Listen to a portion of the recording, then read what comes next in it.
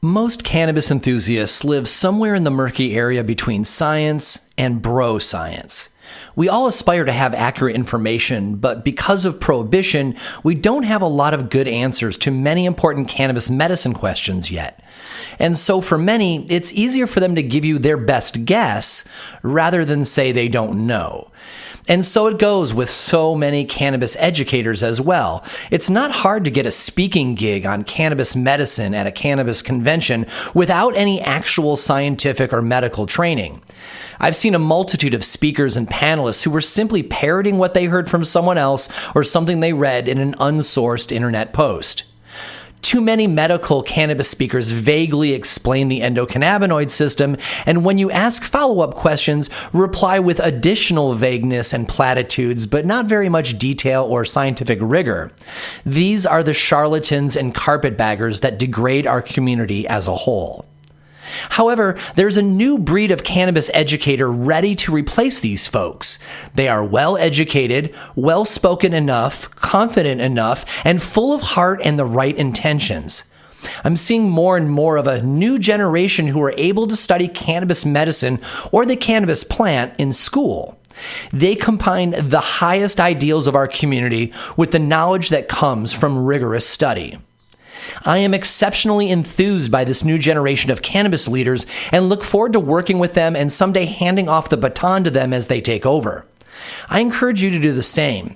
If there is someone that you follow online that has the depth and accuracy of information that you respect, take a moment and tell somebody about them or make a post to your social media about them. Intentionally help their message rise above the noise of charlatans so that more of your friends and family have the opportunity to learn from someone offering real science and real actionable information. Shining light on good cannabis people is an act of cannabis activism. If you want to learn about cannabis health, business, and technique efficiently and with good cheer, I encourage you to subscribe to our newsletter. We'll send you new podcast episodes as they come out, delivered right to your inbox, along with commentary on a couple of the most important news items from the week and videos too. Don't rely on social media to let you know when a new episode is published. Sign up for the updates to make sure you don't miss an episode. Also, we're giving away very cool prizes to folks who are signed up to receive the newsletter. There's nothing else you need to do to win except receive that newsletter. So go to shapingfire.com to sign up for the newsletter and be entered into this month's and all future newsletter prize drawings. You are listening to Shaping Fire, and I am your host, Shango Los. Today, my guest is Miyabe Shields PhD. Dr. Shields is co-founder of Real Isolates, which, ironically, focuses on the importance of secondary plant components and synergistic cannabis blends, so essentially whole plant medicine. Miyabe received their PhD in pharmaceutical sciences, focusing on the biochemistry of the endocannabinoid system from Northeastern University in 2018. Miyabe has authored or co-authored 6 peer-reviewed publications and presently has a patent under review for a novel fungus and plant extraction method. Miyabe also has a substantial list of honors and awards, including a 2016 International Cannabinoid Research Society Pre-Doctoral Research Award. Their TikTok channel, at Miyabe PhD, has 130,000 followers and is where I first met Miyabe. Today, we're going to focus on the detailed mechanics of the endocannabinoid system and further understand how cannabis medicine works. Welcome to the show, Miyabe. Thanks for having me. So, cannabinoids interact with cannabinoid receptors in the endocannabinoid system, and they do that by binding with those receptors. That's how they take action. That's how they do what they do. But what is actually going on at a chemical level when a cannabinoid pings a receptor? Most cannabis educators just kind of generally explain agonist and antagonist and leave it at that, but my audience really wants to understand what's going on at that granular level. So if you would, please explain what's going on at that point of the receptor and maybe include why some cannabinoids act upon some receptors and not others. All right.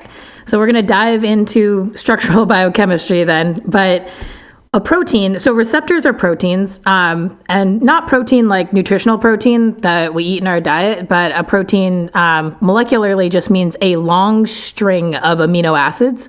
So basically the receptor is this giant ribbon of amino acids, it's a really long molecule, and it forms these different shapes. And receptors like the GPCR, which is a type of receptor, which is what the cannabinoid receptors are, happen to be these shapes that have like 7 like helixes or cylinders, and they're arranged in such a way that they're floating around in our membranes. And what actually happens when a molecule binds to a receptor is that it changes the shape very, very slightly.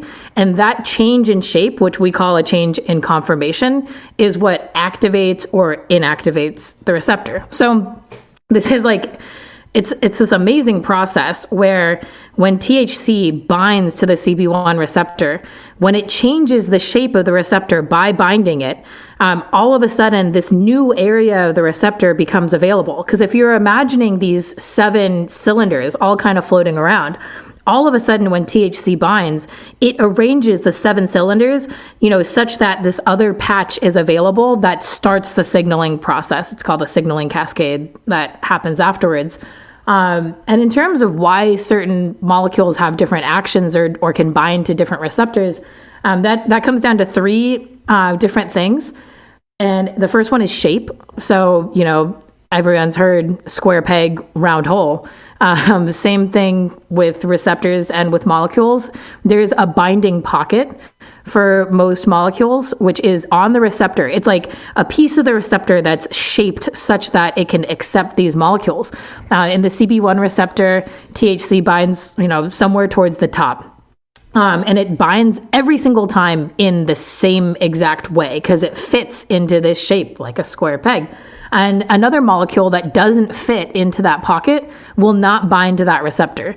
So that's the first thing. And the second thing is charges, like positive and negative charges. So in chemistry, there are partial positive and negative charges. And just like magnets, they attract and repel one another. So inside, in addition to the binding pocket having a very specific shape, there also are very specific charges, almost like a magnet, that interact with the charges on THC or CBD that then help to bind it even closer. And then the third thing is what's called van der Waals interactions, but it's really a metaphor for that. I just think of it like fatty Velcro, because molecules that are very fatty, like the cannabinoids, which are, extremely fatty molecules, they can have these interactions with each other where they kind of stick to other fatty molecules.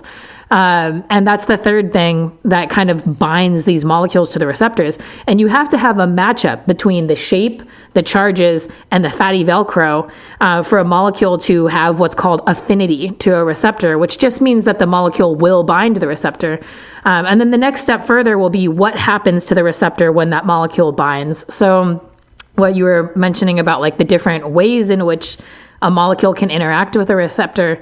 THC is often called a partial agonist for a CB1 receptor. That means that it turns it on, but only partially. And this is because when THC binds, it changes the shape to turn the receptor on.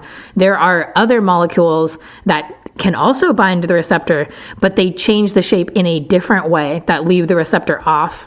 These are called inverse agonists. And then there are molecules that bind and don't change the shape at all. And these are called neutral antagonists. So and that's just, those are the 3 main ones. There's actually a large array of other interactions that molecules have, but I'll stop there. I like that idea that you've got these spirals and the cannabinoid approaches the receptor, and those excite somehow and then reveal this lock that the cannabinoid may or may not have the appropriate key for. Does the receptor get excited to reveal that lock to every cannabinoid that goes by? That seems like that would use a lot of energy. Or does the receptor know when it's being approached by the cannabinoid if it's the right one that it should change shape for? So this is actually what's the most fascinating thing to me about biochemistry is that nothing is conscious and these receptors and the enzymes, the proteins, all the signaling molecules like the endocannabinoids, phytocannabinoids like THC, CBD, serotonin receptors, all of these, none of them are consciously aware of things approaching or not approaching. Everything is just happening based on a chemical equilibrium. And everything actually in our whole entire bodies pretty much occurs due to forces of enthalpy, which is energy, and entropy, which is like a measurement of disorder and chaos. And everything in the universe tends towards disorder and chaos. And between those two, factors, it's just like whether or not something is statistically likely to so occur. So the receptor is sitting there. The receptor is in the membrane, and it's empty, and you could say that it's waiting for a molecule, but really it's just kind of floating around. And then when you have THC molecules floating around, at a certain concentration, there will be enough THC molecules present that it will be energetically favorable for it to bind to the receptor. And so what I mentioned earlier about the shape, the charges, and the fatty Velcro, hydrophobic interactions, those three things determine how energetically favorable it is. So the affinity determines how little or how much you need of a certain drug to cause the receptor to what you call to get excited, because it's all based on whether or not it's favorable. And these things are just kind of floating around, like waiting to interact, and whether or not they interact depends entirely upon how closely they are shaped to one another and attract one another. So it's a non-conscious thing that is looking to continually bring the energies into balance, and so it sounds like to a certain degree how the likelihood of the receptor and the cannabinoid to interact is a level of subtlety that might just be based on luck. I mean, it sounds like takes a little bit of luck. They're going to put them next to each other, but we don't even necessarily know if they're going to interact until they do. Right. So, but rather than luck, it's based on chemical affinity or properties. So it's not luck because the receptor has a shape that happens to fit the molecule very well. So if you think about it as like, okay, if you and I are like we're in two boats floating in the ocean, and then there's like, we're bumping into each other. Whether or not the boats will stick to one another depends on how strong the magnets and Velcro we have on the outside of the boats are to one another, right? Mm-hmm. So it is exactly like you're saying. Like in luck, in a certain sense, like the molecules are just kind of floating around. But whether or not it chooses to interact, and it's not necessarily a choice, it depends upon how strongly they're attracted to one another by these chemical forces. So it's predetermined in some sense, where the more of a molecule you add to the solution, the more of them that are present, the higher the statistical chance or the likelihood. And it is exactly as you described, although I wouldn't say that it's luck. I would say it's chemically and energetically favorable at that point. I regretted using luck as soon as I said it. I'm talking to a hard scientist. I cannot use luck. I mean, I get what you're saying though. It's not conscious though, it is something amazing to think about that. If I go to snap my fingers, when I snap my fingers, the chemical reactions that occur that allow me to snap those fingers, at a certain point, there is a conscious thought that goes into beginning that cascade, but all of the molecular interactions that occur are actually just energetically favorable. So far, I'm glad that when we go to snap, the probabilities are that it happens, pretty much without fail. Exactly. And all of those probabilities are predetermined by our signaling systems and receptors. And I mean, that's just how amazing, it's miraculous to me. I mean, it's amazing that we can think about snapping our fingers, and that, for most of us and most of the time, if you know how to snap your fingers, it'll just happen. So let's pull out levels of magnitude a little bit. So how many of these cannabinoid receptors do we have in our body? Because, it's a lot of people, when I was brought into cannabis medicine, I was taught that the number of receptors you have are not related to body weight. It has everything to do with your particular ability and likelihood to grow more receptors.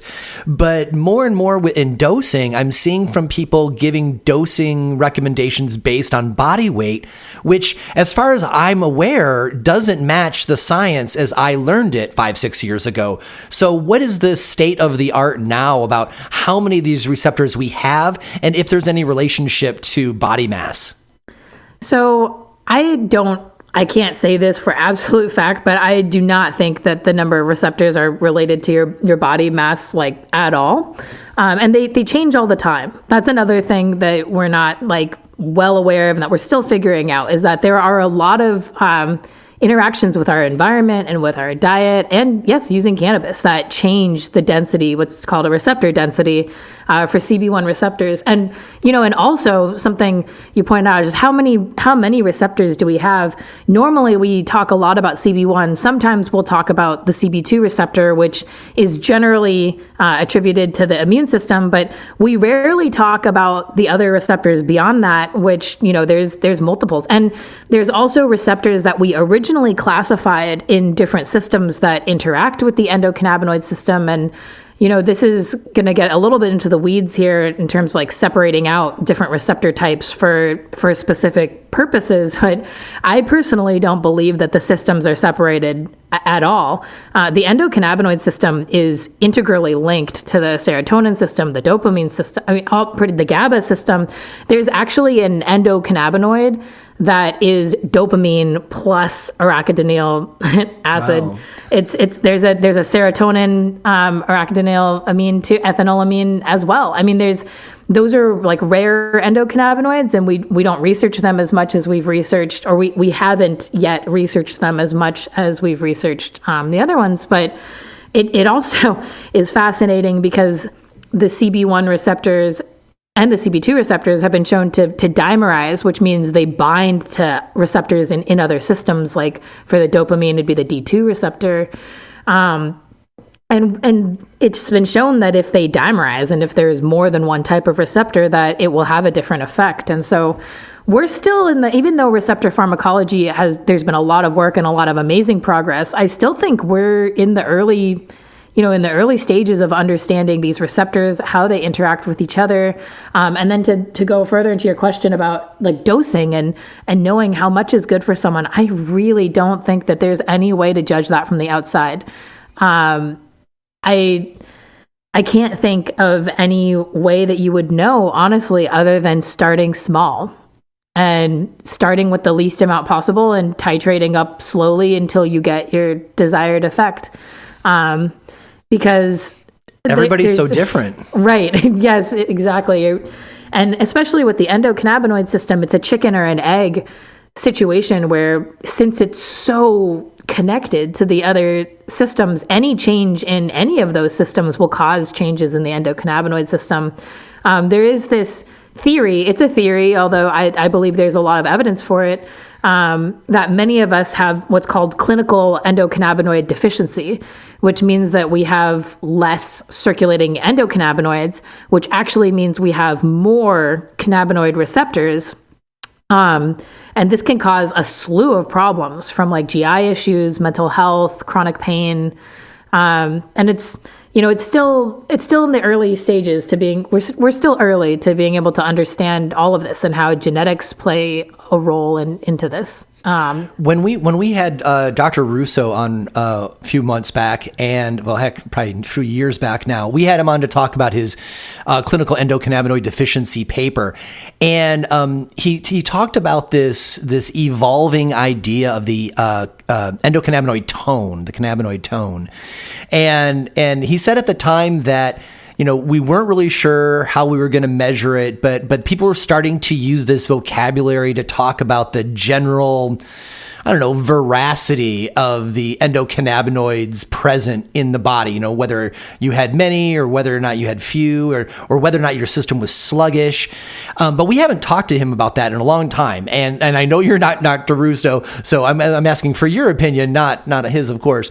But what are you seeing as the state of the science? Because, you are a more recent PhD, and you are in the trenches doing, basic cannabinoid science science every day. Does this idea of a cannabinoid tone, is it still being played with, or have we moved past that? I mean, I believe that I have low endocannabinoid tone, and I know other scientists who feel the same way. I mean, it's really, there is no way of clinically testing it yet. If I went to my doctor and I asked, hey, can you check the level of my endocannabinoids? First of all, they don't have you get a blank stare. A test to do that. But, second of all, it's really, really difficult to measure the endocannabinoids because they degrade, they oxidize really, really easily. It's difficult. So there are many reasons why the endocannabinoid system has been a little bit sluggish in research behind like other salt systems, like serotonin and dopamine are like salt-based systems. You're cooking in the kitchen. It's easier to clean a glass that had salt water in it than it is to clean a glass that had like butter mixed with maple syrup in it. Yeah. And it's the same when you get to the molecular scale. So if not, maybe even a little bit more difficult when things get sticky. But in going back to the endocannabinoid tone and the state of it, I think that there is a lot more research coming out. Like more recently, I've seen some more clinical data on, different instances of people with chronic health conditions where they're finding, hey, they have low endocannabinoids. Like the ones that come to mind are autism spectrum disorder and PTSD. There have been clinical studies for both of those populations that show that you have a decreased amount of circulating endocannabinoids. And with PTSD, they've actually shown that either it's a chicken or an egg, there's an increase in the number of CB1 receptors. And so in theory, if you were, to have a clinical endocannabinoid deficiency and like, maybe, I'll just talk about myself. I believe I have low endocannabinoids. I don't make enough of them. And this is how cannabis helps me because the molecules in cannabis mimic the endocannabinoids. And so I have I have a low level of endocannabinoids and it causes me a myriad of symptoms, really. And if I use cannabis products, my body is feeling like a restoration of balance because even though I'm low in endocannabinoids, I'm giving my body phytocannabinoids that restore that signaling. I don't know if does that make sense? Yeah, absolutely. As a matter of fact, I would think that just about everybody is experiencing endocannabinoid deficiency if you look at what the general causes are, which are, generally, stress, questionable sleep, questionable nutrition, environmental toxins, and immune suppressing pharmaceuticals. I mean, that's American life. It's funny you mentioned nutrition because the endocannabinoids are omega-6 fatty acids. And yeah, we often don't think about how, pushing for certain high carb, low fat diets would affect your endocannabinoid tone. I mean, I agree. It's most people potentially have a deficiency. And the only thing to say though is that like, you don't know this, right? I mean, this is the only thing left clinically is to actually go in there and figure it out. And I think it's in progress to go all the way back to answering the question. It is in progress. And I do believe, I have spoken to many people who believe that endocannabinoid deficiency is real. And so far, in terms of like a theory and calling it a theory, there hasn't been anything to refute it. So that's important. Mm-hmm. So around here, we pretty much take it as fact. So it's interesting actually to hear, a frontline scientist like you referring to it as a theory because we're all like sold already, It's like, gravity. Gravity is a theory. Yeah. Well, good point. So let's talk. You really attracted my attention when you said that over the course of our lives, the amount and sorts of receptors that we have come and go. That's super interesting to me. And then the part that, you mentioned that the cannabinoids are fatty acids. And last episode, we had Dr. Chris Spooner on, and he was encouraging everybody to take fish oil supplements as a way to support your endocannabinoid system. So I'm going to give you kind of like a big area question, and you can take it where you wish. I'm curious to know if our receptors increase and decrease during our lives.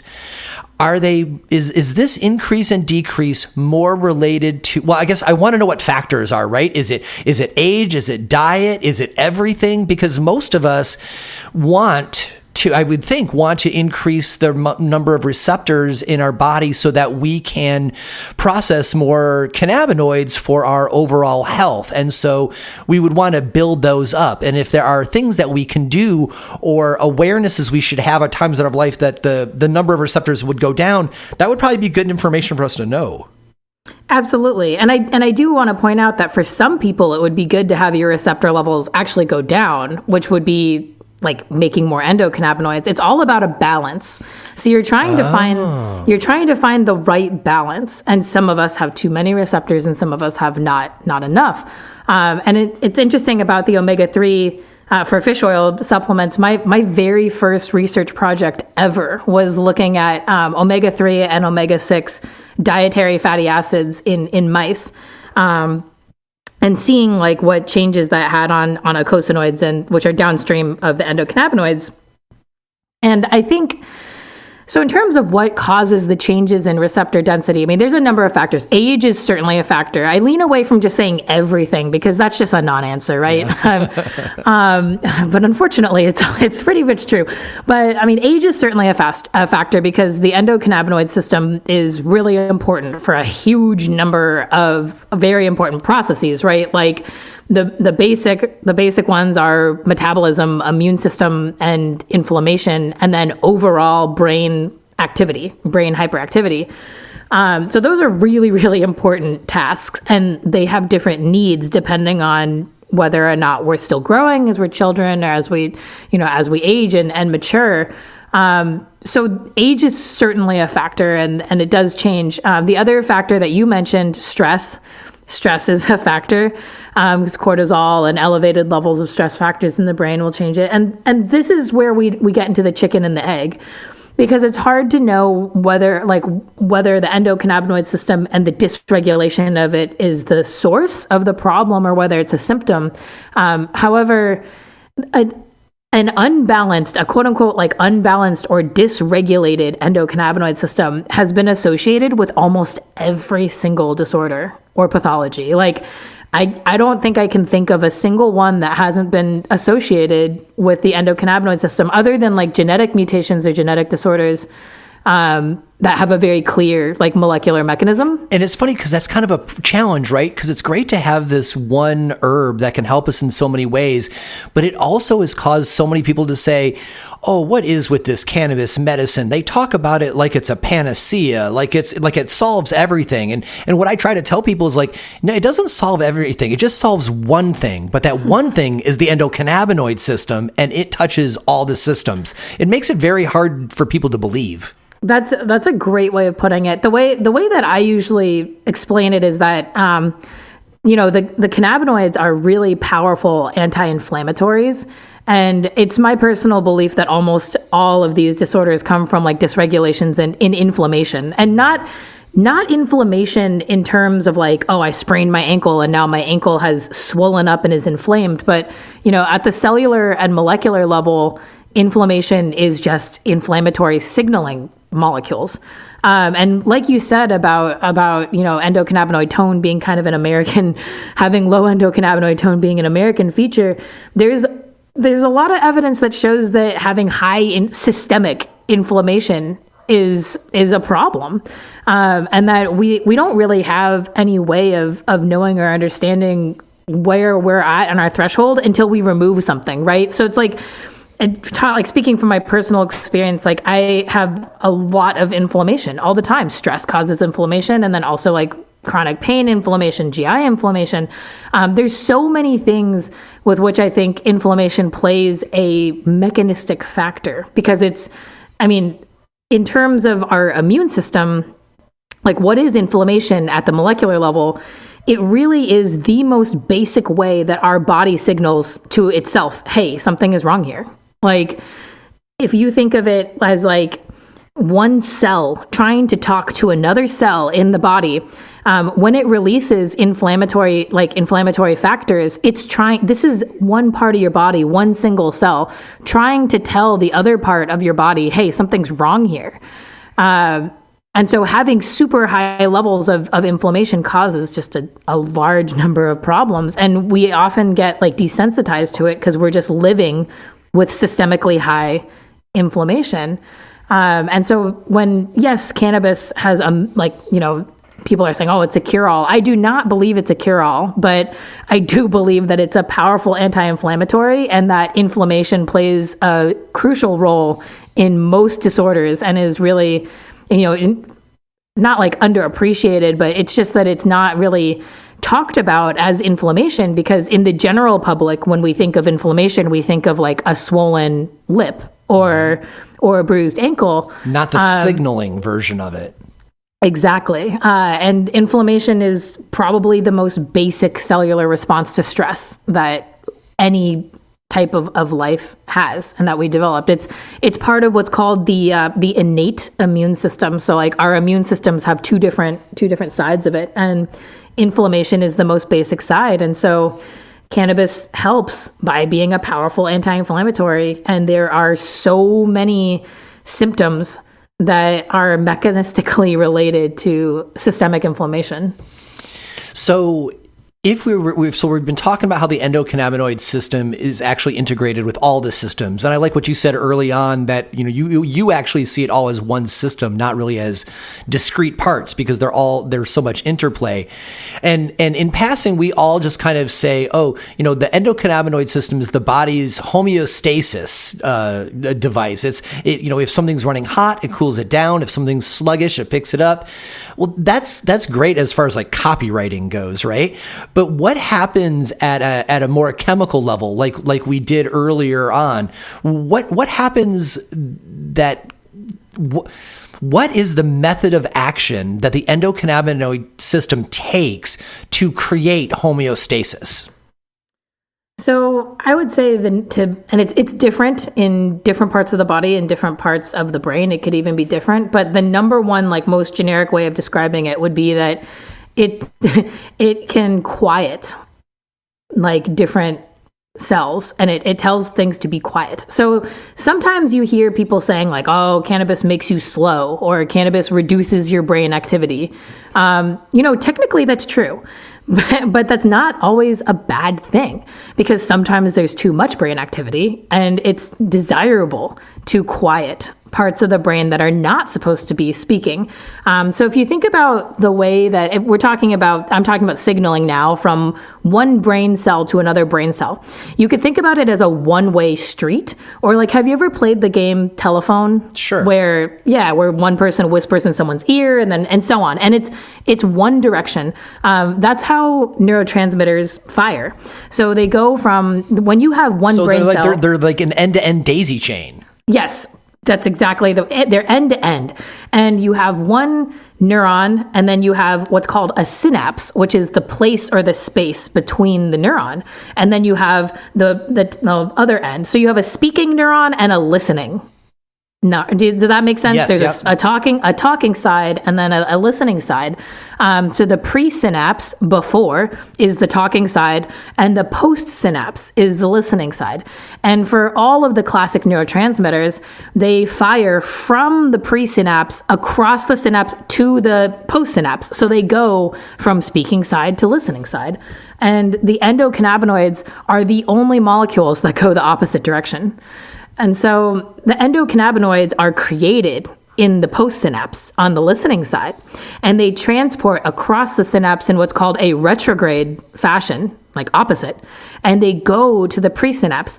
So essentially, if you have a long daisy chain, if let's say in your telephone line of one-way daisy chains, you have one telephone in there that's talking way too loud or way too much. The only way for us to quiet it, other than finding a way to go all the way around the daisy chain again to quiet it, is through the endocannabinoid system, which talks in the opposite direction and says, hey, like, can you just be quiet? And what is sent? What is actually sent? Is that a particular chemical that's sent upstream? It's the endocannabinoids. Oh, that is the endocannabinoid itself. And so then it goes and it will interact with a receptor there. Yep. And then depending on the nature of how it's talking, it'll either be a agonist or antagonist or a, what'd you say, reverse agonist? Inverse agonist. So all the endocannabinoids are not all of them, but the main ones, anandamide and 2-AG, are agonists, partial agonists at the cannabinoid receptors. So if we're going back to the pre-synapse and post-synapse, the talking and the listening end, you have the endocannabinoids, they get created on the listening end, and then the receptors are on the talking end. So they are being transported across the synapse, they bind to the receptors, and they activate them. And when you activate the cannabinoid receptors, it activates this very specific G protein that is inhibitory. And that G protein follows a signaling cascade that ultimately it changes the voltage. All of our cells have a voltage potential. It's like it's an electrical potential to fire. So if you think about it, like whether or not a brain cell, let's say this brain cell is firing way too often. If you then synthesize the endocannabinoids and then they activate the cannabinoid receptors, the cannabinoid receptors will change the voltage of that entire cell so that it's less likely to fire. I follow this. So, and yeah, please ask me a question. Yeah, so I'm just catching up. So, and because it's less likely to fire, that is its response to the upchain saying, shh. Like, don't talk so much. That's really great. You know, Miyabe, I really, and there's actually liberation in this information. I can't be the only one listening to you going, oh my God, I've wondered this for so long. But most people don't have this education, and to have it be so contemporary that they can speak to us in this level of detail. So this is really fantastic. So thank you. And we are going to go ahead and take our first break. You are listening to Shaping Fire, and my guest today is cannabis scientist and educator Miyabe Shields. There is no doubt that auto-flowering cannabis plants have finally come into their own, and Night Owl Seeds works tirelessly, bringing you autoflower genetics that are reliable, thriving, and with extraordinary terpene profiles. Night Owl Seeds is an industry leader because of the focused work of their founder, Daz. Daz is passionate about the cannabis plant and pushing what autoflowers can do, and cultivators know that these efforts show through in his seeds. And Night Owl Seeds really are extraordinary. Just take a look at the thousands of photos by fans on Instagram. The proof is there and obvious. Terpenes are complex and rich. Plants have vigor. If you are a fan of Mephisto genetics like I am, you'll likely also love Night Owl Seeds. Night Owl founder Daz worked with Mitch Mephisto to build the Mephisto brand for years, including breeding Mephisto's much-loved Sour Stomper and Cosmic Queen cultivars. I'm growing both Night Owl and Mephisto this year because I want the best. And Night Owl Seeds knows how to cultivate community too. Daz puts out great stickers, exclusive packaging for limited runs, and desirable freebies. He really draws you in if you love creative branding. Night Owl even has the Secret Owl Society text club. Just text the word Night Owl, one word, to 760-670-3130 for early announcements and exclusive opportunities. Of course, you can see lots of photos and find out about upcoming drops by following the Night Owl Seeds Instagram too, at daz.nightowl. That's DAZ.nightowl. You can get your packs of Night Owl Seeds at several distributors, including DC Seed Exchange, Insane Seeds, and Hembra Genetics. That's Night Owl Seeds. There's a difference because we're different. For 20 years, Humboldt Seed Company has been family-owned and providing reliable, high-yielding seeds originating in Northern California. While the current trend is to slap one super male into a line of hype strains, Humboldt Seed Company continues to breed with precision and care by doing large sifts and back crosses to emphasize the absolute best traits that a line has to offer. This kind of breeding takes time, talent, and space to work. No matter what kind of aroma you are particularly into, Humboldt Seed will likely have something you'll love. If you love fruit, you can choose from banana, mango, apricot, papaya, blueberry, blood orange, melon, and lemons across their various strains. They have all gas, glue, and classic sour diesel lines as well. Of course, there are the heritage California strains like OG Kush, Jack Hare, and Headband, and their award-winning blueberry muffin is one that delights just about everybody's palate, especially when concentrated. Humboldt Seed Company is proud to bring to market the infamous Freak Show Cultivar 2, which has a great THC high, but looks so much like a fern that some folks can't even identify it as cannabis.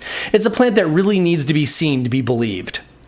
If you're looking for well-balanced CBD seeds, Humboldt Seed Company can turn you on to CBD strains that actually have flavor, like the dill and pepper terpenes of Willie G's Lebanese landrace. Whether you are looking for regular, feminized, or autoflowers, Humboldt Seed Company has the gear to make this your best growing cycle ever. Visit HumboldtSeedCompany.com today to check out their line of vigorous genetics, download their catalog, and find out where you can pick them up. You can also check out their Instagram at The Humboldt Seed Company to check out their gorgeous flowers and the extraordinary Freak Show plant. Humboldt Seed Company, let them know Shango sent you. If you are an autoflowering cannabis enthusiast, this event's for you. Announcing the 2021 Autoflower Cup, August 6th, 7th, and 8th in Lillooet, Washington, just outside of Seattle. Presented by Camp Ruderalis, this gathering has something for everyone. There's the Autoflower Cup competition, of course, but it's so much more than that. There'll be a Stunden glass hookah lounge, a pop-up magical butter chocolate shop, and waterfront marketplace with an array of vendors. There will be an old school autoflower seed swap, joint rolling competition, cannabis cooking demos, solventless squishing demos, and late night documentary screenings of both dosed and fantastic fungi.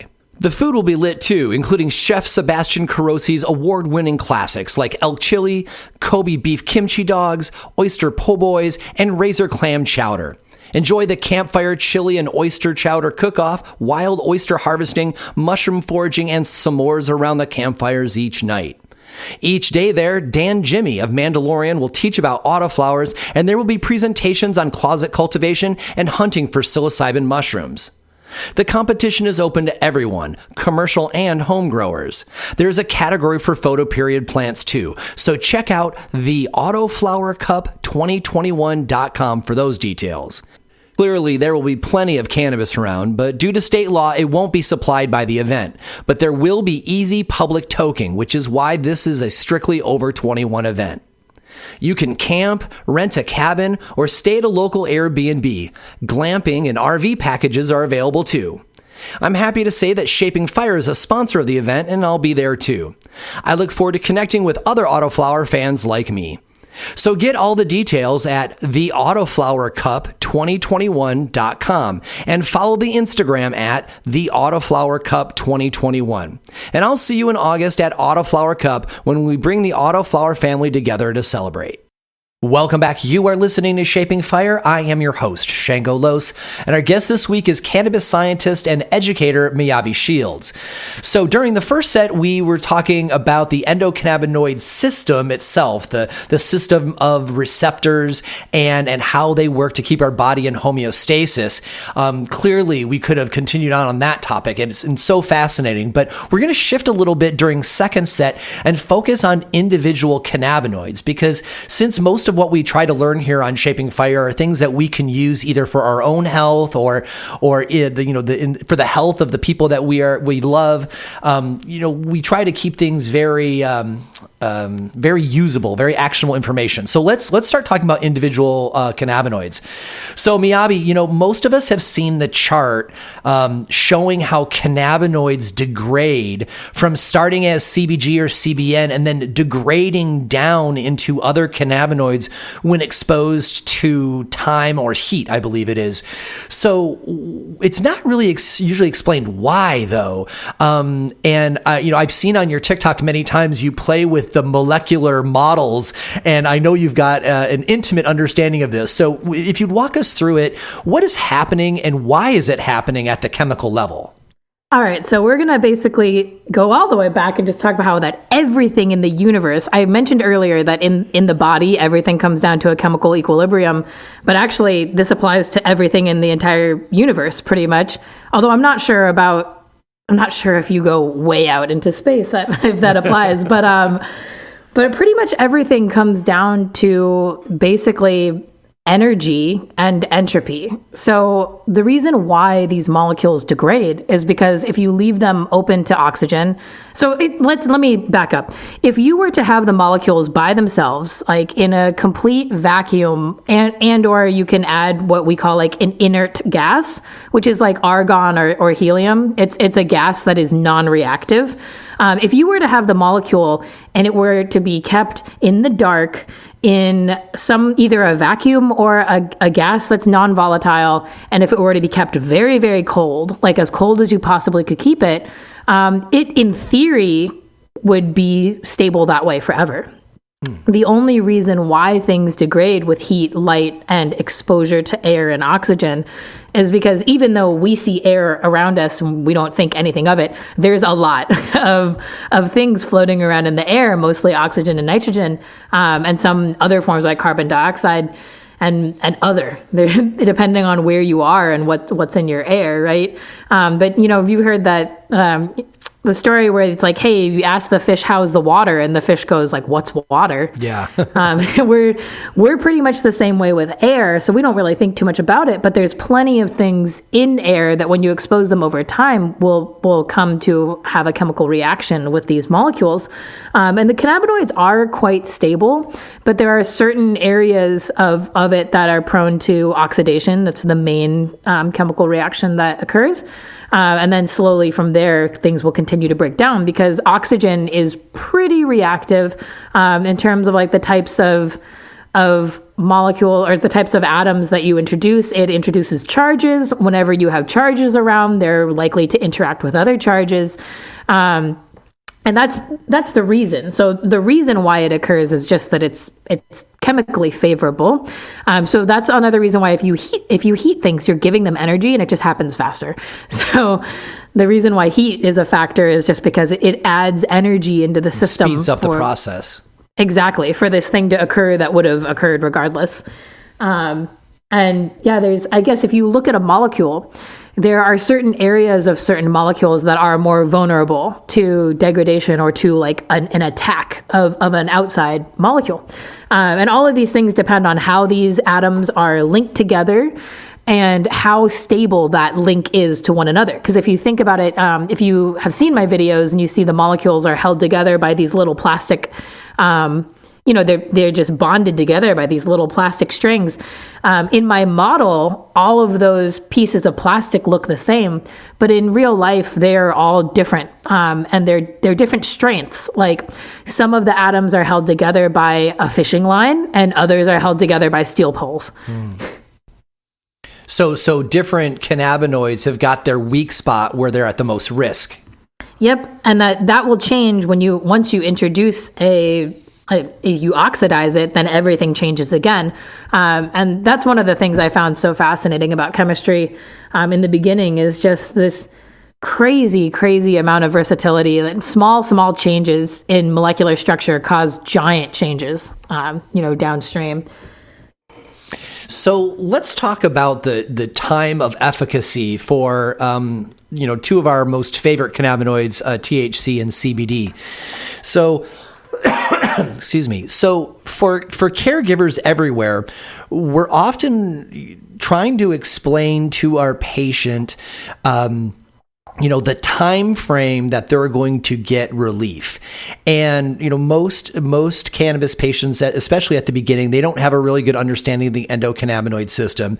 And honestly, most caregivers, even the ones with their heart in the right place, might not have that great of an understanding of the endocannabinoid system.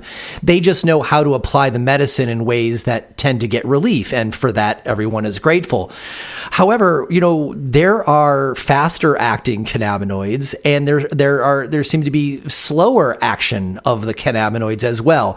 And I'm going to give you an example that's pretty common for caregivers to talk about, which I'm open to the possibility that this is not true, right? So you don't have to defend my position. If this is wrong, like call it out. But very often when we talk about CBD, people talk about benefits that you get now and benefits you get later. For example, if you are having, an anxious day full of rumination, you can take some, whole plant CBD and, something that's CBD dominant, and it will, have a tendency to correct the balance of chemicals and or, hit the receptors that decrease your experience of dysphoria, of anxiety. So that would be your benefit potentially today. But over the long term, for example, after somebody has been taking CBD for, 4 or 6 weeks, I'll often hear back from them and they'll say, oh yeah, I started taking CBD for my migraines, but then the diarrhea that I've had for 3 years cleared up. And I explained to them, in layman's terms, that one of the properties of a strong endocannabinoid system is that the system goes through and does housekeeping, like cleaning the cilia and the gut of the mucus. And so there's essentially gifts with purchase when you take CBD, things that you never intended, but which are totally great to have. So I'm very open to the possibility that there's scientific mess in that example, Miyabe. So feel free to correct me. But essentially the part I'm trying to get at is cannabinoids seems to have help now and help later. What's up with that from your viewpoint as a scientist? So I would say that, first of all, that it's absolutely not a pseudoscience, and that it's definitely true that there are different types of effects that are separated. So help now would be what you would call an acute effect.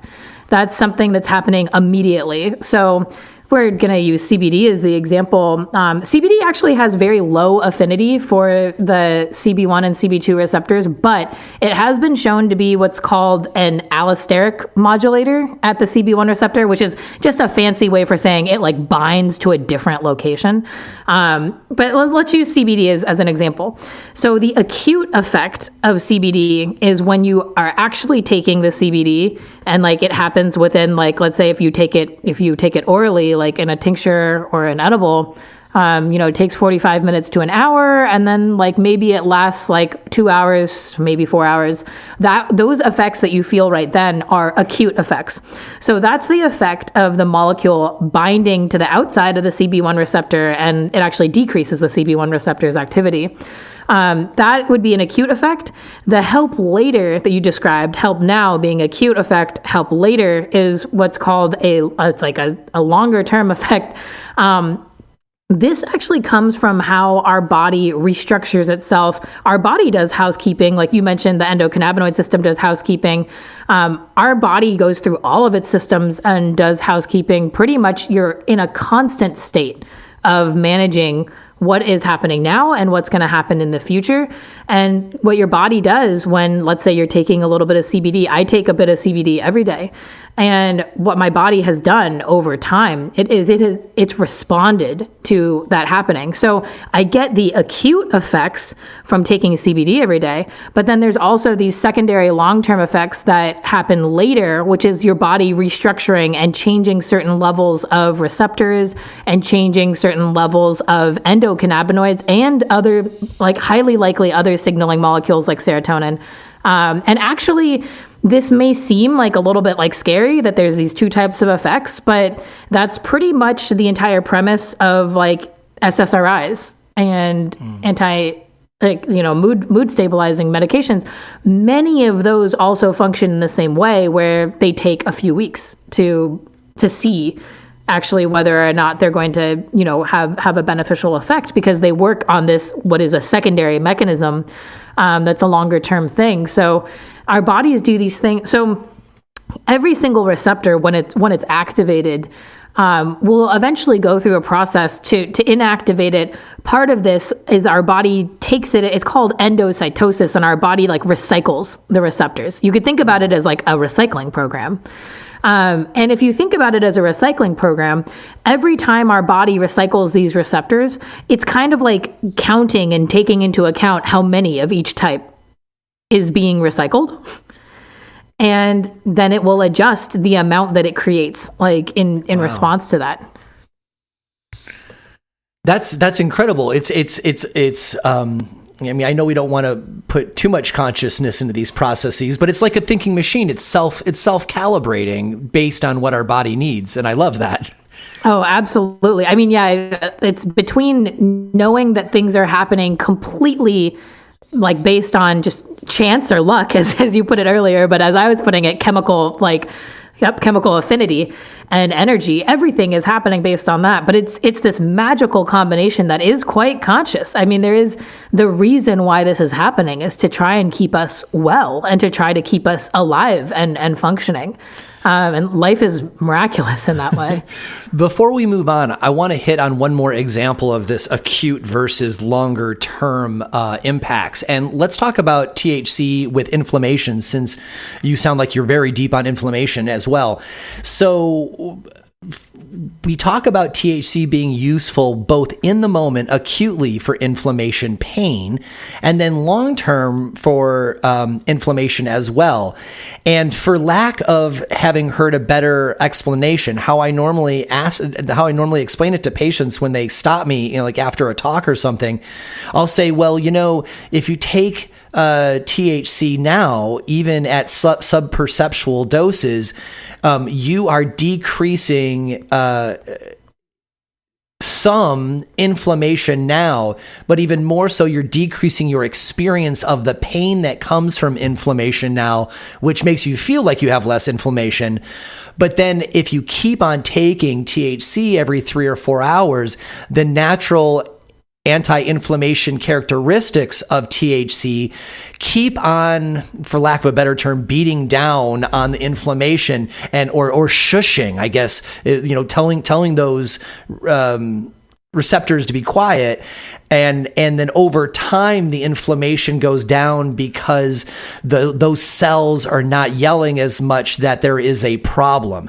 So I don't know if that's the correct science, but there does seem to be this dichotomy between THC's helping an inflammation patient now in the next 3 hours versus a month from now when they've been taking THC all that time and they're all like, gosh, my arthritis is significantly improved.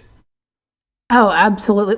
I guess what I would say this has to do with is that inflammation is like a threshold or an exponential response where you feel pain above a certain threshold, right? Of inflammation, and your body responds to that by firing, like, let's just call it like a pain signaling. It's like a chain, depending on where your inflammation is. So actually, rheumatoid arthritis runs in my family, and I wake up with stiff fingers all the time right now. And the pain would originate in the nerves in my hand. So the inflammation originates in your hand, but you actually feel the pain in your brain, right? Mm-hmm. So it's true that they have anti-inflammatory properties. It's also true that if you reduce inflammation and you decrease the amount of pain that you feel overall, that you're decreasing the strength of the pathway of pain, which is something that's, it's difficult. It's a difficult topic and it's difficult to prove. But there's this saying that people, neuroscientists say it all the time. You say, I don't know if you've heard it, but it's neurons that fire together, wire together. Mm. This is the saying, because when you have brain cells that are in a circuit and they're used to firing in this circuit, they become stronger. So actually, if you think about them as like roads, if you imagine like if your brain is totally naive, it's like a desert or an area and there's no roads. There's no point from A to B. So everything's just a dirt path. You start making the dirt paths, but then over time you start using this one path more and more and more. Let's say that's the pathway for inflammatory pain, right? Your body becomes really sensitized to that path because you're using it so much that it's not a dirt road anymore. It turns into a street that then turns into a major highway that then turns into the fastest route of signaling. And our brain cells are like that. So when they fire together, they wire together more tightly, and it's easier for them to go down these pathways. And so it's interesting, specifically with pain, it's so difficult to piece apart whether or not it's inflammation, certainly, but also whether it's a sensitization to your body, even feeling pain. And I don't have the answers for this either. This is just, me talking out loud, thinking about inflammation and how people feel inflammation and pain, because like from my perspective, I have chronic joint pain. I have a lot of injuries that I've been told that these injuries are the cause of my pain, but I've also had a lot of scans and things where I didn't disclose to anyone that I had prior injuries, and no one can see anything structurally wrong with any part of it. And there's this piece that I guess you cannot prove, which is where is the sensitization to pain? Part of it is in the inflammatory factors, which is the acute effect, which you were saying. Part of it is that first effect, which is that there are inflammatory factors there, and that cannabis can help by reducing that inflammation. And then the second part of it is breaking the cycle of firing your pain cells all the time, or your pain signaling pathway all the time. Because the less then your body uses that pathway, the less likely it will be to sort of follow down that pathway. I've been talking a lot about just entropy and chemical statistical chance of something happening, and everything in the body just runs downhill. So meaning the easiest path forward. Yes. Mm-hmm. And if it's the easiest path for your body to feel pain because your body has been in pain for years and years and years, it will be difficult to break that cycle without removing the pain. And then there's obviously the fact that there are some aspects of pain that are structural, that are caused, that the cannabinoids can only help so much with, right? Like if you have a nerve impingement or something that's actually causing a physical cause to this. Something that's mechanically wrong. But I think from my opinion, a big piece of the long-term benefits of cannabis for chronic pain is breaking this cycle. And also in what I mentioned earlier, in the quieting or the shushing of the cells, because some of us are hypersensitive to a lot. I mean, I'm hypersensitive to a lot of stimuli, not just pain, but other types of things too, right? Like auditory stimuli or certain types of tactile feelings. And, we don't know between person to person. You can't tell what someone's threshold for pain is, because pain is completely subjective. We can only feel what we feel in our bodies. Which is why those pain charts are always so unsatisfying. I feel 7 today or 6, or sometimes they show, stick drawing faces. It's oh gosh, this is a fool's errand from the beginning. Right. And as speaking from someone who's pretty much lived my entire life at a 5 or above, at a certain point, it just starts becoming a status quo, and your body actually can think of it that way, if that makes sense. Your body gets into these patterns that it will perpetuate. And I think that in some ways that's a way that the cannabinoids can help, is by decreasing that sensitivity. And then there's another follow-up piece, which is that the cannabinoids and the metabolites. So we talked about THC, and you mentioned that there's an onset of action, and then it's metabolized by the body, and it is sequestered away in our fat, and it gets stored in our fat. And that's one of the reasons why you can test positive on a drug test for weeks and weeks afterwards, is because our body still is processing and releasing these metabolites. So if you're using over a longer course of time, then you have a buildup of these metabolites. It's something called the depot effect. It's actually something that is harnessed for other medications, like birth control is the first one that comes to mind. Utilizes the depot effect for a long-term release, essentially. So that's a whole nother mechanism in which a long-term effect of cannabis can build up and be slowly released, because even though those metabolites are not psychoactive, it doesn't mean that they're not still circulating at low levels, causing anti-inflammatory effects. And that's something that I think is possible. But to my knowledge, I don't know if either of those things have been proven. Right on. I follow that. So let's talk about tolerance breaks for a moment. So we understand that tolerance breaks are good so that we can increase our sensitivity to cannabinoids. And we also know that anybody who works with patients knows that trying to convince a patient to go on a tolerance break is very difficult because if, for a lot of people, they get to cannabis last, and then when it works, they're all like, well, none of the pharma works without terrible side effects, and they hold on to cannabis so dearly, and now we're telling them to, take 2, 3, 7 days off, which seems unreal. And I think all of us who work with patients would be served by having a better understanding of what happens at a chemical level during a tolerance break so that we can make it more, more real, more mechanical for the patient that we're trying to encourage to give up their most effective medication for a few days. So will you go through what happens in our body during a tolerance break? Yep, absolutely. So when you are using cannabis regularly, and so I use cannabis regularly and I regularly take tolerance breaks. And when you're using it regularly, what your body does have a compensatory reaction, which is what I was describing earlier, is it decreases the level of CB1 receptors that are present. And this is kind of an oversimplification because there are other changes that occur too.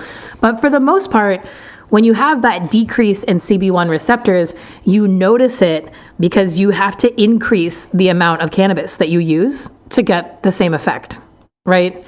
And this is kind of at the crutch of tolerance is your body has less and less CB1 receptors. And actually, I personally believe that a certain level of tolerance is beneficial for me. I maintain a low level of tolerance. Like I never take a tolerance break to completely resensitize. Because if I completely resensitize, my body goes 100% the opposite direction, and it makes way too many CB1 receptors. Mm. So essentially, when you're talking to, what would be my opinion, if I was talking to cannabis patients about tolerance breaks and why they're necessary, it's because you're trying to balance the endocannabinoid system. And when you use cannabis every day, you're constantly lowering, it doesn't happen like super quickly, like don't want to make anyone look paranoid, but you're lowering your level of CB1 receptors. Right? Like as you use cannabis, if you use it every day, you use it over time, you're going to be lowering those CB1 receptors. When you go on a tolerance break, it allows your body to make more CB1 receptors and increase them again. And you're kind of always shooting to find a sweet spot. And if you just continuously use cannabis and you never take a tolerance break, you're continuously developing tolerance and you're going to be continuously lowering your CB1 receptor density. And for some people, there's not a huge downside to that. But for others, there's big negative side effects. And it all depends on the patient and what their goals are. Right? Because one of the biggest problems with tolerance is that when you develop a tolerance, then the cannabis is no longer effective for what you need it to be effective for. And I was just talking to another scientist about this, is that in our opinion, the reason why we take tolerance breaks is because we need the plant to work when we need it. And maybe that would be a way to describe it to people who are maybe hesitant to try even taking a tolerance break, is that you don't want the plant to lose efficacy. You don't want it to stop working. And it's possible that happens when you develop tolerance. And it's also possible that continuing to develop tolerance will lead to other negative side effects, like having problems sleeping or having there's some people who get withdrawal symptoms of anxiety when they go to take a tolerance break. So essentially, the more tolerance you develop, the more difficult it becomes to take a tolerance break. And it's always easier just to regularly build breaks into your routine. And again, though, this is going to be different from person to person, because I feel like I'm hypocritical even saying this, because I do maintain a level of tolerance. Like I pretty much take very short tolerance breaks, but I don't take breaks that are longer than a week.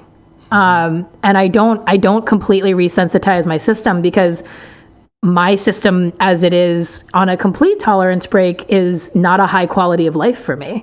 So I don't want to mislead or, spread negative negative suggestions. This is just like my experience is that I do maintain a very, very low tolerance. And I find that to be beneficial. And I think it's all about finding that balance and maybe explaining it in that way, where you need the balance of having the relief, like having the plant actually provide you with an effective relief, balanced with having the right level of receptors in your brain.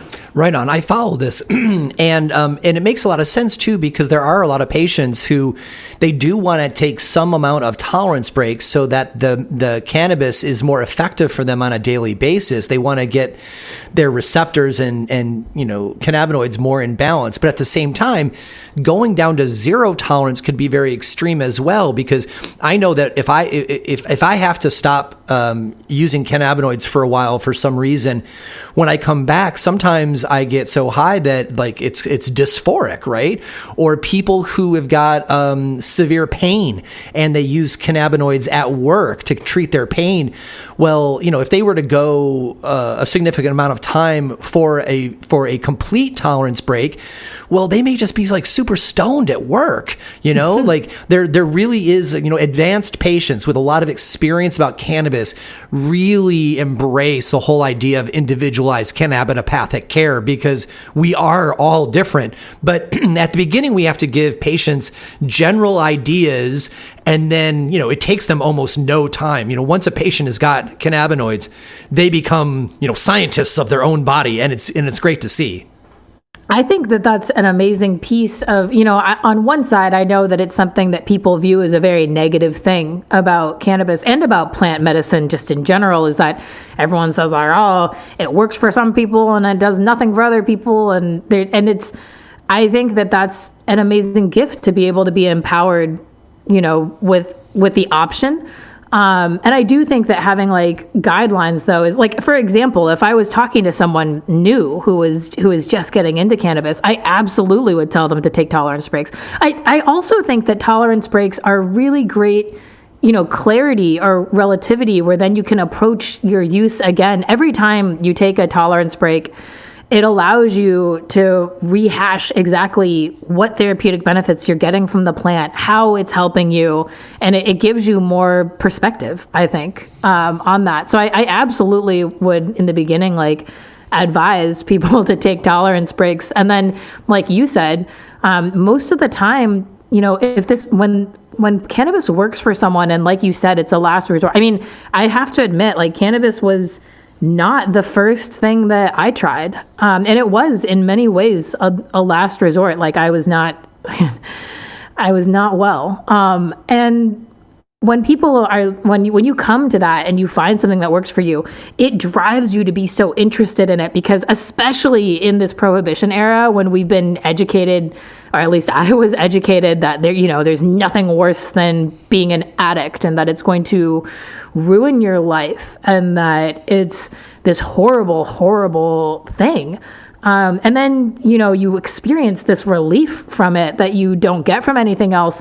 I think that instills a passion of understanding of health on a deeper level. And I think that's one of the greatest things about cannabis. I think personal empowerment and personal responsibility in our lives is important and a huge positive thing. So I would encourage other people, listening, and people that spreading the knowledge and the education, that there's a lot of power in personal experience. And I know scientists are always talking about, clinical research and trying to have the most experimental, hard scientific data. I agree with that. I think that research is necessary. But I also think that there is a huge, huge amount of value in the personal stories and in the personal narrative. And we're all a part of that. So right on, the oral history of medicine. So I've got one last quick question for you before we go to commercial. These tolerance breaks that we're talking about, that don't get rid of all of your tolerance, but bring you down to, more usable levels. While we know that they are different for every single person, we have to recommend something to people for their first time so they can start somewhere. When you take one of these tolerance breaks, you said you rarely do to it more than a week. Okay, but what's your regular? Like my regular is 48 hours. I go 2 full calendar days without anything, and on day 3 I seem to be, reset. How does it work for you, and what do you recommend? Wow, that's so funny. We are very, very similar. So yeah, it all depends on what your therapeutic minimum is. So the therapeutic minimum is like the smallest dose that you can use to get the benefit that you're looking for, right? And each of us has a different minimum. Some people have a therapeutic minimum far, far above mine. Mine's actually pretty low. So let's say that you have a therapeutic minimum that is like well above like 50 milligrams of like an edible dose or something relatively large, right? It would probably mean that you would have to take tolerance breaks more often if you wanted them to be as short as what you and I are talking about. For me, my normal thing is I go usually somewhere between 36 to 48 hours, at least every week and a half or so. That seems to keep things. I don't have a regular schedule. I did. For a while, when I proposed my PhD thesis, I was like, oh, I'm proposing my PhD thesis. Let me also propose this other thesis in my life. And that's actually when I first introduced CBD into my regimen. And I was keeping a notebook and I was writing everything down. I was very rigid for about 3 years with it, and developed a routine that now I can sort of just sense by feel. But sometimes if it lines up where I'm free and I have like a time on the weekend to take like a macro dose or a larger dose than I normally would, the beneficial effects can last for far longer for me. And so that's sometimes I like kick off my tolerance break, so to say, with like a larger dose than I normally would. And then I experience benefits that last for a few days after that, and it can begin like what would be a tolerance break. And then another thing that's important about tolerance breaks that I just want to hit on before we go to commercial is that it's a good time when you're on a tolerance break also to think about your diet and water intake and other nutritional things. It's just a good time to think about it because you're already doing something different. So since you're already doing something different and taking a tolerance break, you could think about really trying to, make change. Like you mentioned about like fish oil supplements or like even just in general, unsaturated fatty acids, right? Like olive oil or coconut oil or fish, or thinking about your diet and sleep hygiene. And other times I use tolerance breaks as times to think about my overall health. It's like a little mental retreat. Yep. One more thing before we go to break. These tolerance breaks, this is all cannabinoids, right? You can't just stop THC, but keep using CBD, right? You have to, you stop all cannabinoids because you're trying to give the whole system a break, right? Oh, I never stopped taking CBD, but that's just me. That's just me personally. And I use like pretty low doses of it. I don't experience any like tolerance with CBD, but I use at much lower concentrations. I definitely have spoken to people, like specifically people with seizures or migraines that benefit from like larger doses of CBD. They will develop tolerance to it. So I do cycle them in terms of like CBG, CBD, THC, but THC is probably the only one that I take mandatory tolerance breaks from. As far as how the receptors respond, as far as like making more or making less, which is essentially what we're trying to do with the tolerance break, if we're still taking CBD and we're not taking THC, do the THC receptors go down in number as we want them to? So in theory, CBD has almost like an opposite effect on the CB1 receptor as THC. So in theory, it would not, although I can't say like with 100% knowledge that it's true. So here's the theory, right? Like THC activates the CB1 receptor, and it's that activation that causes the decrease. And CBD actually, like, it doesn't inactivate it. It binds to the outside and it turns it down, like it turns down the volume. So it acts in a totally different mechanism.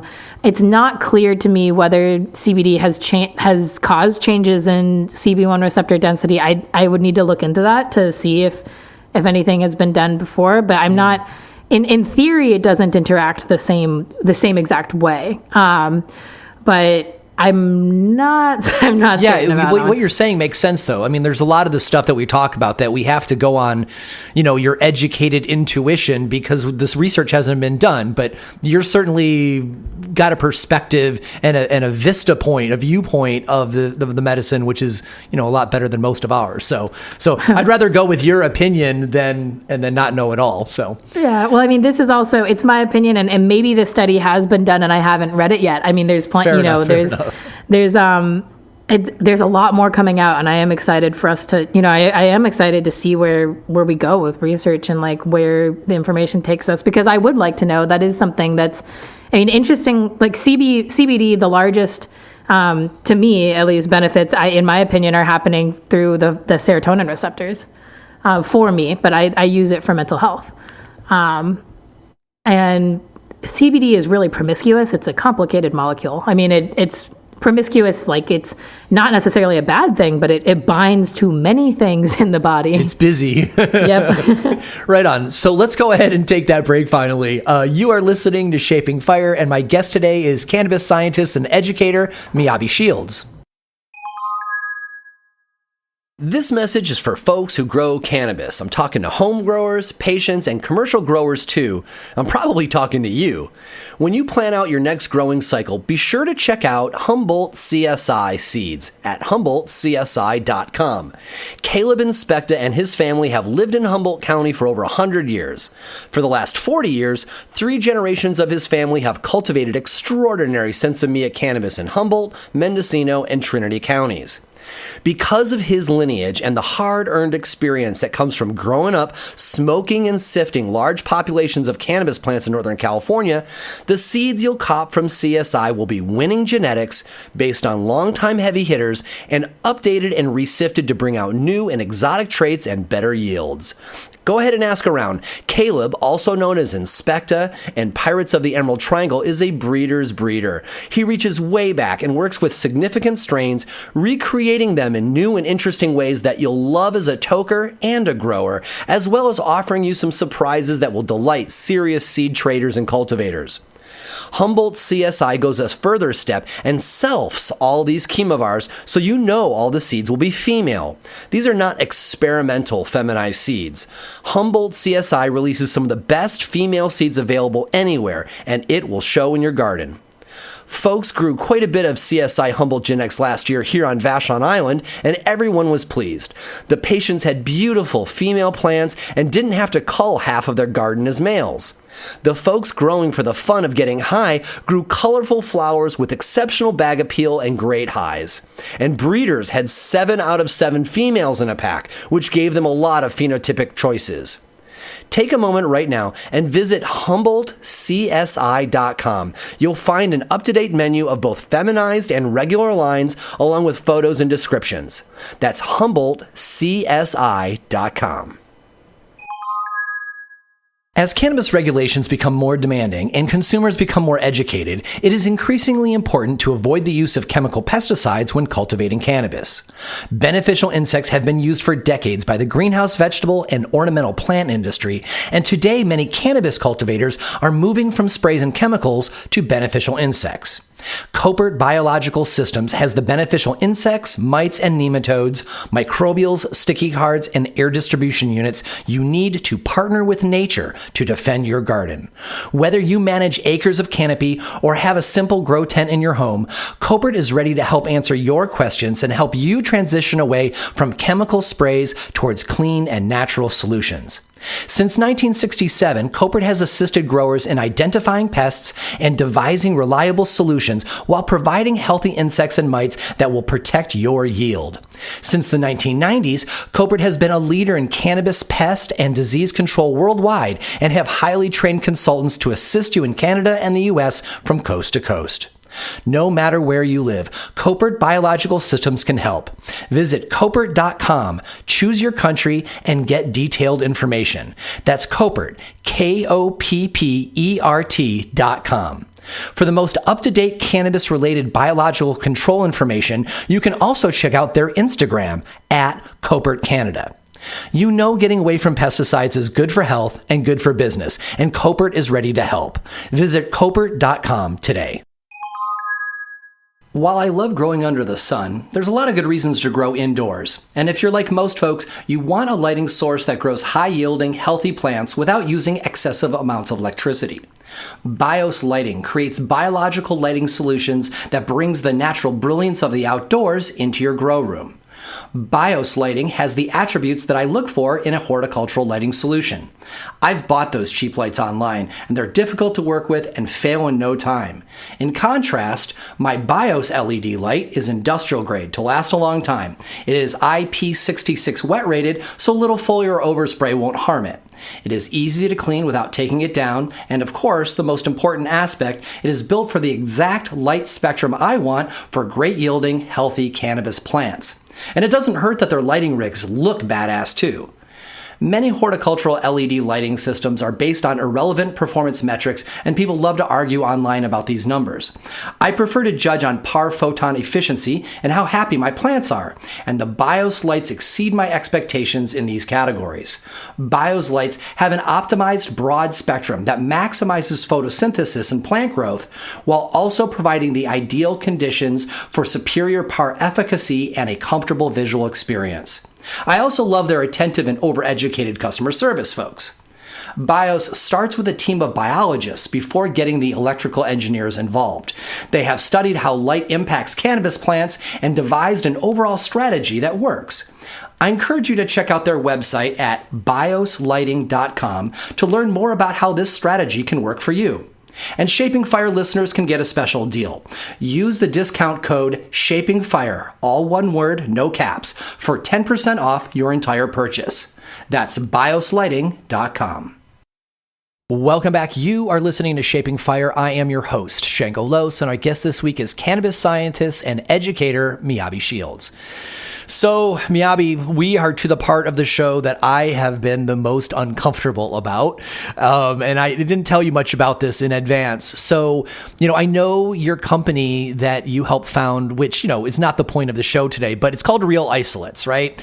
And I know that you are a pharmaceutical chemist, and you spend a lot of time looking at cannabinoid isolates. And for people who aren't familiar, we're talking about pure molecule THC, pure molecule CBD, whereas normally I'm talking on this show about, taking the whole plant resin directly from the plant. So instead of pulling out the isolates of the plant and then mixing and matching them like a pharmaceutical company would to kind of, build a medicine, I'm more in the family of let's breed a plant that that has the positive effect for the patient, and then let's just do a whole resin extraction of that plant, and then we've got a medicine directly from nature. And so that's what we talk about a lot on the show. But you are right there on the front lines of this science. So what is your take on this? Like, you clearly understand what I'm talking about whole plant medicine and the resin, but I also know that from what I understand, a lot of your research is into these individual molecules. And for many of us, when CBD was really hard to find, nowadays the prices crashed, but 6 years ago, CBD was really hard to find. And so we would often recommend to patients that they take a whole plant extract from a THC plant and then add isolate to it to kind of artificially spike it so they could get the CBD that the studies were saying they were needed. And oh my gosh, I felt like I was participating in Frankenstein medicine, So with that whole kind of setup, what are your thoughts in comparing whole plant medicine versus the more common use of CBD isolate, THC isolate, and now God help us, Delta 8 isolate? Well, actually, it's funny that you mentioned that. Our company name, Real Isolates, is sort of a play on words because there is no such thing as a real isolate. And we do research, and doing research involves isolating these compounds. And and looking at them. But in terms of the efficacy of whole plant extracts versus isolates, I think that there are huge benefits to chemodiversity that are undervalued and under-researched. And actually, our whole company, which I know is now probably a misnomer, at the time we thought it was funny, Real Isolates. At the time, we were like, this makes perfect sense. We'll tell everyone about how there's no real isolates. So it's like a science joke that no one gets. Well, hopefully people will get it eventually. But actually, our entire research is that we do, and everything is based upon, this theory that I've been working on that has to do with chemodiversity and the potential, essentially what you were just describing about whole plants, making crude extracts with whole plants, and the extremely, extremely complex pharmacology that comes with crude extracts. Because if you think about, have you heard of the three-body problem in physics? No, I'm not familiar with that. Okay, so basically it's just a problem that says, in physics, in a vacuum of space, if you have two planets or two bodies, it's very, very easy to derive a mathematical equation that describes those two bodies. It's very predictable and it's safe. So pharmaceutical chemistry is in many ways a two-body problem because you have the one synthetic molecule, or in this case, if you were looking at isolates of CBD and THC, you have the one molecule and then you have the human body, right? Mm-hmm. But in physics, there's this problem where instead of two bodies, you introduce a third body, like a third planet, and they're all rotating around each other. And all of a sudden, it becomes impossible to generate an equation to describe because it suddenly gets so complex. And that's with three. And the cannabis plant has over 400 unique molecules depending on the strain, depending on the grow. So depending on the genetics and the chemovar, depending on the grow conditions and how it's grown, depending on the dry and cure process and how it's dried and cured, then depending on how it's extracted, whether or not it's distilled, what are the distillation parameters, like fraction distillation versus short bath distillation. It is 100+ body problem, easily for sure. But I'm at the point where I embrace that problem because that 100+ body problem has very specific solutions that I don't believe that isolates can solve. That's just a personal opinion of mine. I personally believe that there are huge advantages to chemodiversity, which is just a description of the number of total molecules that are in an extract. For example, I have huge success making topicals with crude extracts of cannabis and willow bark. And white willow bark has has salicylic acid in it, which is the scaffold that we use to make aspirin. But in addition to salicylic acid, it has a bunch of other rare derivatives of salicylic acid. Similarly to how cannabis has all the rare cannabinoids and terpenes and flavonoids and other fatty acids and bioactive molecules, right? And do we understand exactly how all of these things interact? No, we don't understand that at all yet. We're not there yet where we could say, I will give you a synthetic mixture of all 400 of these things to cause a very specific effect. I mean, that would be the holy grail, or that would be the goal eventually of research. But we're nowhere close to there. And in my opinion, does the whole plant have uncharted territory and uncharted opportunities for various specific therapeutic effects and or increased effects for a lower risk potential? Yes, I think that isolates, not necessarily CBD isolate, but okay, well, CBD isolate, maybe I could talk a little bit about that, right? So Epidiolex is the pharmaceutical CBD formulation, and the dose for Epidiolex is extremely high. I mean, it's in for my weight, it would be more than a gram, more than once per day.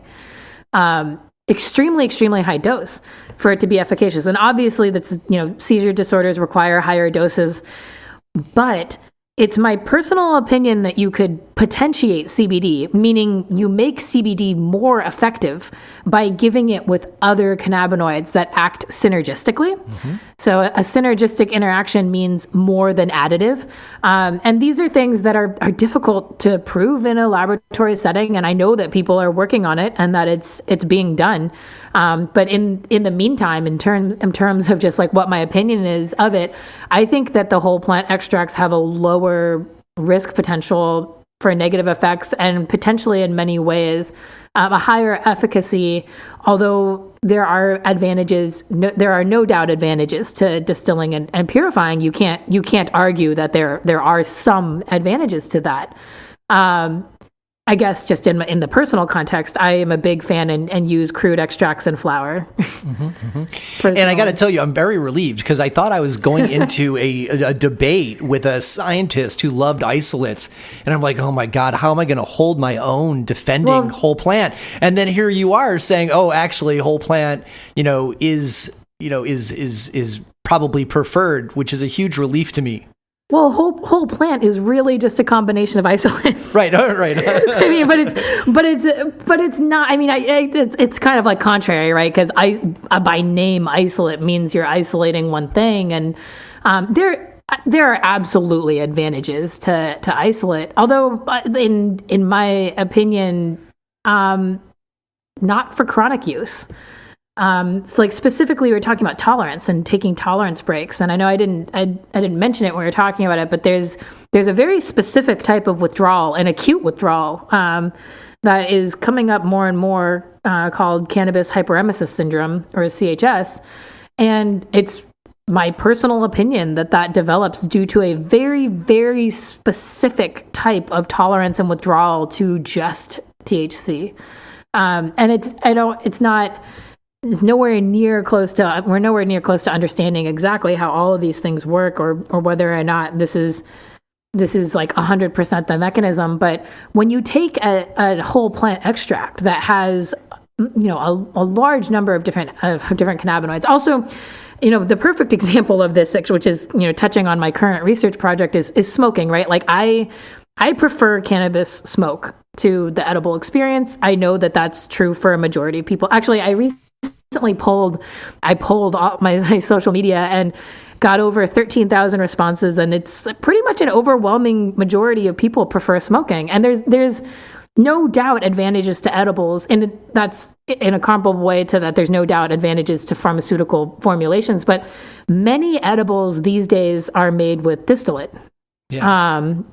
They're made with very, very concentrated, and distillate, even though it's not isolate, is practically isolate. I mean, exactly. It depends on, the dispensary, the producer and the lab that's making it. But I think it's common practice for people to distill above 85%, right? Yeah. Which basically means that you're taking out everything else and you're hyper selecting for the cannabinoids. And I'm kind of going in a circle here, but I prefer smoking, and I always had, and majority of people prefer smoking. And one of the reasons why I believe that is because smoking produces the most diverse formulation out of anything that you possibly could intake, in terms of like a crude edible extraction like butter or RSO versus a distillate extraction versus smoking. The distillate edibles are on one side, and so like isolates and distillate are on one side of like the purest form of just THC or just CBD. And then crude extracts or whole plant extracts are in the middle, and then smoking is on the opposite side in terms of just the total number of the complexity of the formulation of cannabinoids that you're taking in.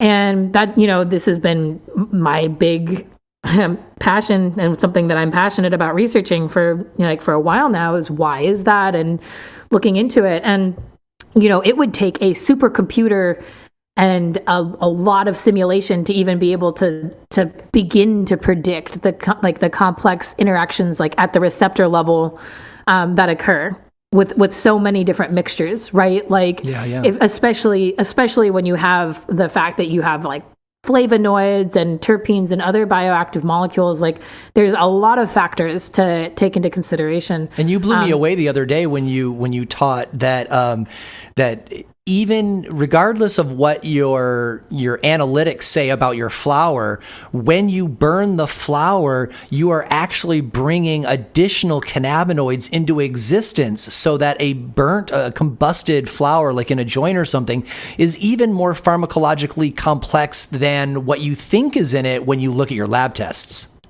Absolutely. I mean, we always talk about the negatives and the downsides to smoking, and you can't argue that there are some negatives to smoking as a method, but there are some benefits as well, and there are some very, very unique, things that occur. And yeah, in terms of like what I was mentioning about like dependent, regardless of what the flower looks like, I mean, a lot of THC will get converted because it's a reactive molecule, and you heat it to a very, very high temperature. And then the flower has other reactive molecules as well. The terpenes are all extremely volatile. And then there's just the fact, like when we talk about combustion, true combustion means you're going all the way down to CO2 and water. And we do not fully combust the flower. I mean, when you're at the very, very end of your bowl and it's all white and ashy, like, yeah, okay, that's, that's completely combusted. But when we're typically smoking, like when you're not running totally dry, like you're not fully combusting. Mm-hmm. You're heating and extracting at the same time. And you're also transforming. And yeah, I think chemodiversity has a huge impact on the overall effect. I mean, I can tell you right now that like no one will be able to convince me that smoking doesn't give me a different formulation, because it feels so different. It sure does. And there's so many specific effects in terms of strain specificity and perhaps I just don't have enough experience with strain specific edibles, because, so many edibles are made with distillate, which distills them back down. So it simplifies them, and I just know that the high is not nearly as good smoking, distillate, or actually any version of distillate. Let's finish with this question, because I don't want to keep you longer than we agreed to. When we talk about whole plant medicine with many scientists at conventions, people tell me, whole plant medicine is messy. We can't control it. We don't know what's in it. Whereas you're talking about the benefits of chemical diversity, and I come from a place of efficacy that just works so much better. When you're talking scientist to scientist, what do you tell that other scientist who says that cannabis resin is messy and uncontrolled, and so we should go in a different direction?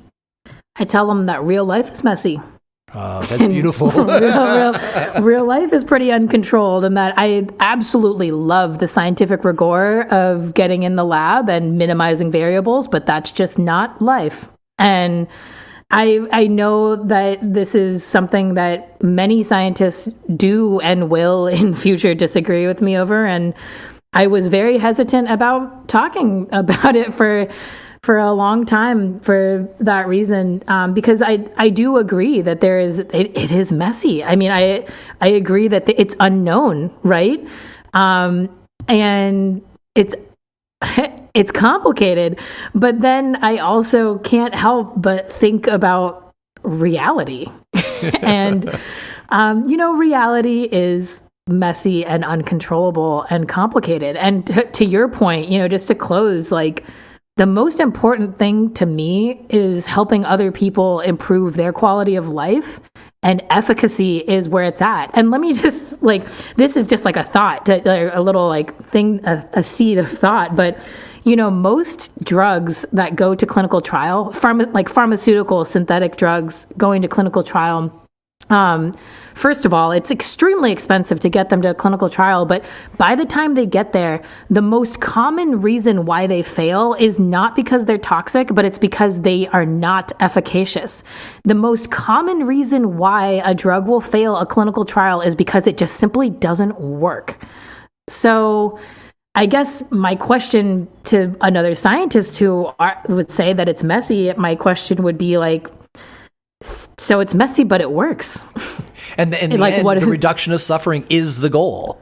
Is it the goal? Right, exactly. Is that the goal? And if that is the goal, which I think everyone agrees that that's the goal, then why shouldn't we value something that's messy and try to work with it? Because I totally agree and understand it is messy. There's tons of questions. I mean, even with, my project is looking at cannabis smoke. I opened Pandora's box and there's a lot of questions and a lot of things to be figured out and a lot of unknown. And I think the unknown makes people scared. But, there's a thing about science where scientists are like searching around in the dark underneath one street lamp. So like the universe is this dark, mysterious thing, and science just has this like the little street lamps of technology. Like if you imagine every new technological advance is a new little street lamp that you can kind of like turn on and look under. And all of us are down on our hands and knees as scientists with a magnifying glass looking under the street lamp. And then everyone else is like, well, what if the answer is in the dark? You know what I mean?